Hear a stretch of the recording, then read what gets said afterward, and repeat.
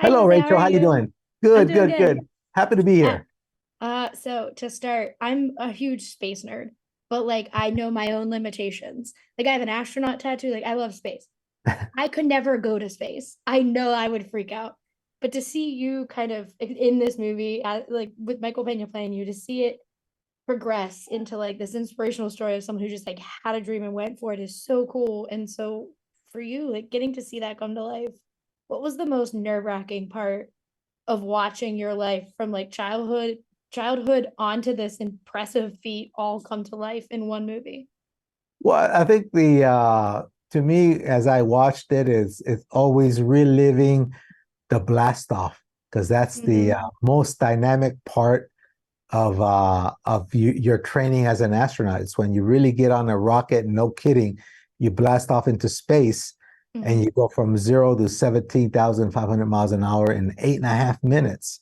And so to me, that's kind of like the culmination of everything is reliving that experience. And when I see Michael there sitting on the seat and he's getting ready, of course I see myself there because I lived those moments.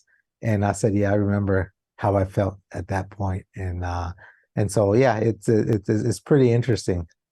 Yeah, and it you also should be like a study in like how to not take rejection personally, because like hearing how often you went and just kept pushing for your dreams is something that I feel like a lot of people let the like rejection part of it weigh them down and stop them, but you didn't. And it's so fascinating to me because I was like, I don't know that I could keep doing it. And you just kept pushing. What was it about this dream in particular and like this fight that like made you just so determined that no one was gonna tell you no? Well, I think first of all, rejection, no one likes rejection. I'm the very Mhm. first person to admit that. But I think the fact that I always tell people that you need to enjoy the journey along the way to your destination, because that's about 80-90% of your time and effort. Mhm. And so I was enjoying being an engineer. I enjoyed going to graduate school, enjoyed working at Lawrence Livermore Lab. And each time I got rejected, yeah, I got disappointed, but I also said, the consolation prize is not that bad. Mhm. I've got a good paying job, I got a graduate degree, and so life's not that bad for me. And so that's what kept me going. I said, I already got the cake.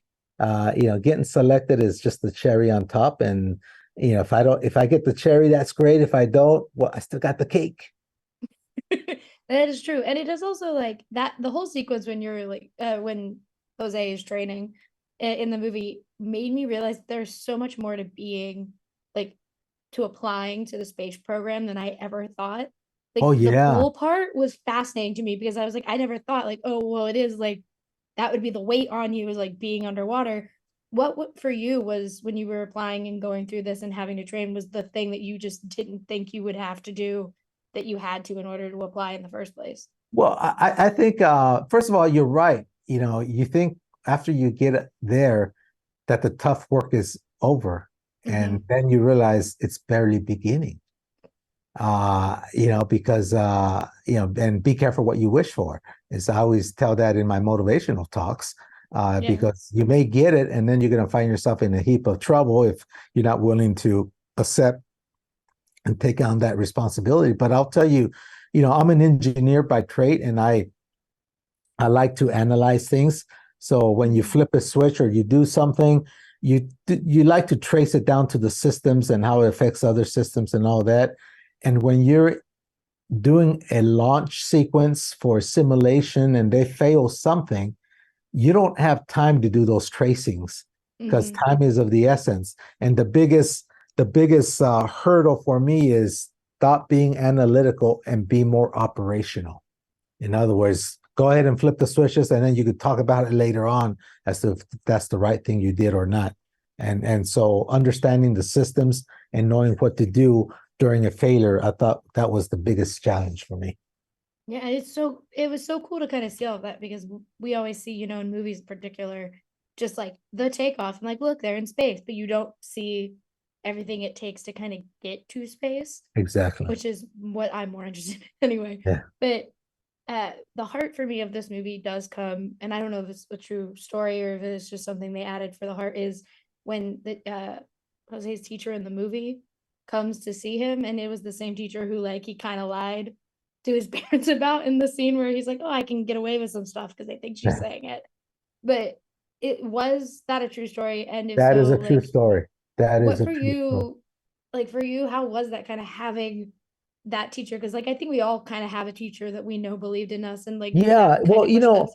in the movie they say that my parents brought her, but I was the one that brought her actually. I knew she was coming because I called up Stockton Unified School District and I asked for Miss Young at Fillmore Elementary School, and they got back to me in a couple of days and said she had just retired, but that they were going to contact her to see if it was okay to give me her contact information. Once they did, I sent her a launch invitation, and sure enough, she was sitting next to my parents when I blasted off into space. And how cool was that? I was tickled that she was able to make it, her and her husband. She just passed away about 4 or 5 years ago.